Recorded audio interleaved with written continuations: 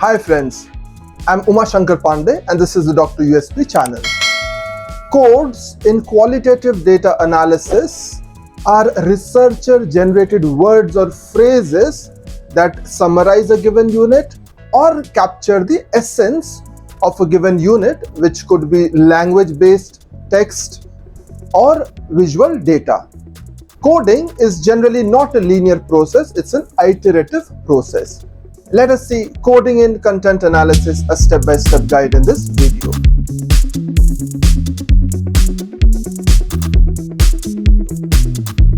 From codes, we generate categories, which are higher level grouping of codes. And from categories, we look for themes. Inductive coding is generally open coding where the themes and codes are not identified beforehand, while in deductive coding, the codes are identified beforehand. A code is most often a word or short phrase that symbolically summarizes and assigns a salient, essence-capturing and evocative attribute for a unit of language-based or visual data. Just as a title represents and captures a book or a film's primary content and essence, a code represents and captures a data's primary content and essence. A code is a researcher-generated construct that symbolizes or translates data and thus provides interpreted meaning to each set of data for later purposes of pattern detection, categorization, assertion or proposition development, theory building and other analytical processes. Most codes are not metaphors but representative words or phrases. So we begin by reading and rereading the data, immersing ourselves in the content to gain a deep understanding of the material. We take notes and jot down initial impressions and then identify a set of preliminary codes or categories based on the research question, existing theory, or initial impressions of the data. This framework may evolve as one progresses through the analysis. We clearly define each code, specifying its meaning, inclusion and exclusion criteria, and any relationships with other codes. This helps ensure consistency and reliability in coding. We apply the coding framework to a small portion of the data to see if it accurately captures the content and complexity of the data. We revise the framework as needed, then systematically apply codes to the entire data set. We have to regularly review our coding decisions. We may need to merge, split or revise codes as we work through the data. We analyze the coded data to identify patterns, relationships and themes. This may involve comparing and contrasting codes, identifying associations or exploring causal links. We use the patterns and relationships to answer our research questions, contribute to existing theory or generate new insights. We then begin by applying codes to segments of the data that represent specific concepts, ideas or patterns. Codes should be clear and concise with well-defined meanings. For example, in a study involving the portrayal of environmental issues in news articles, you might create codes such as climate change, deforestation, pollution, conservation efforts, and policy debates. As you code the data, you'll start to notice patterns or recurring ideas that cut across multiple codes. These patterns can be grouped into themes, which represent broader concepts that help organize the data. In our environmental news example, themes might emerge around causes of environmental pollution, solutions to environmental problems, and political and social dimensions of environmental issues. Within each theme, you may identify more specific sub-themes that further capture the nuances of the data.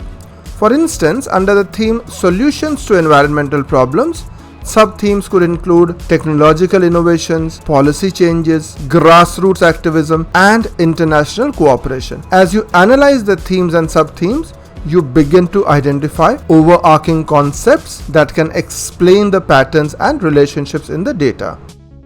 As you develop higher order concepts, consider the relationships between them. Examine how the concepts interact, influence each other, or contribute to a broader understanding of the research question. In our example, you might explore how the media framing of environmental issues shapes public perception and policy debates, or how the framing varies across different news outlets and political contexts.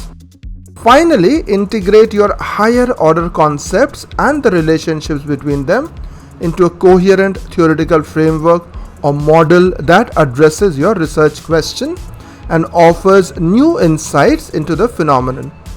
In the environmental news study, you could develop a model called Environmental News Framing Model, which outlines the key components of the media framing and their implications for policy making. We need to embrace the iterative nature of qualitative coding. Be prepared to revise our coding framework, definitions, and decisions as we gain a deeper understanding of the data. This involves moving back and forth between the data, and your coding framework helps refine your analysis. Consider the broader context in which the data was produced, including cultural, historical, and situational factors. We need to combine different coding techniques such as open coding, which is identifying new concepts or themes, axial coding, examining relationships between the codes, and selective coding, focusing on specific codes or themes that are central to our research question. This can provide a more comprehensive and nuanced analysis.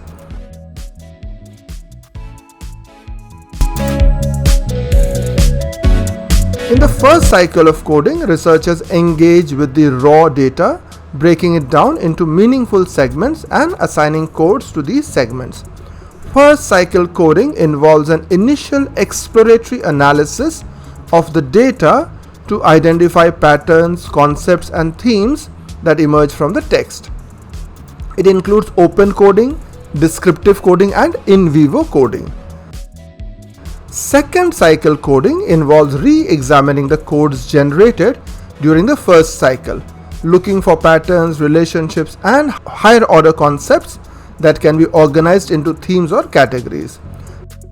The goal is to synthesize and refine the codes, moving from a detailed, fragmented view of the data to a more abstract and holistic understanding of the phenomenon under study. In axial coding, researchers examine the relationships between codes, looking for associations that can be grouped into higher order categories or themes. In pattern coding, researchers identify recurring patterns or themes in the data and assign meta codes to capture these broader concepts. In focused coding, researchers concentrate on specific codes or themes. This is a schematic diagram where at the lowest end we have the meaning unit. It could be a paragraph or any volume of text. We code that particular meaning unit and then we combine a number of codes into categories, and finally these categories go on to themes. The lower end is closer to the manifest content or to the surface meaning of the text, while as we go higher it reflects latent text meaning. A codebook is a comprehensive document that guides the coding process in qualitative content analysis. It contains detailed information about the codes, categories, and themes used in the analysis, as well as instructions for applying them consistently and reliably. We provide concrete examples from the data that demonstrate how each code should be applied. This can help clarify the code definitions. So this is a sample code book which discusses portrayal of mental health in popular TV shows. So the first part of the code book is an introduction, where we just provide an introduction to the code book. We then have the coding framework. So here, for example, we have, so the first one is media representation, under which we have media stereotypes, positive representation, misinformation and myths, and sensationalism. Then we have mental health issues, which has these 5 elements: depression, anxiety, bipolar disorder, eating disorder, and other mental disorders. We then have support systems, which is about peer support, family support, community resources, and professional support. We then talk about resilience and recovery in those mental health issues. So there are issues of overcoming challenges, personal growth, coping strategies, treatment, and recovery. We then have stigmatization and discrimination. We have 4 subcategories. It's stigmatizing language, discrimination, social isolation, and self-stigmatization. We then have a very straightforward definition of all these codes and these subcategories. So within negative stereotypes, we are suggesting scenes or dialogue that perpetuate harmful or inaccurate stereotypes. There is one on positive representation, misinformation and myths, and on sensationalism. So even for these mental health issues, the 5 subcategories that we have identified, they are defined here. We then have support systems. So we are defining the support systems here as well. For resilience and recovery, we are again providing examples of these codes, what they mean. For example, overcoming challenges means scenes or dialogue that depict characters with mental health issues facing and overcoming obstacles or adversity. So Codebook is an objective document which, if we have more than one coder or if someone else is coding, they can very objectively use these codes to code the visual content. To ensure consistent coding across the research team, we need to establish a process for inter-rater reliability checks. We assign multiple coders to independently code a subset of the data, then calculate inter-rater reliability scores, for example Cohen's kappa, to measure agreement between coders. We need to discuss any discrepancies, clarify code definitions, and provide additional training if necessary to improve reliability.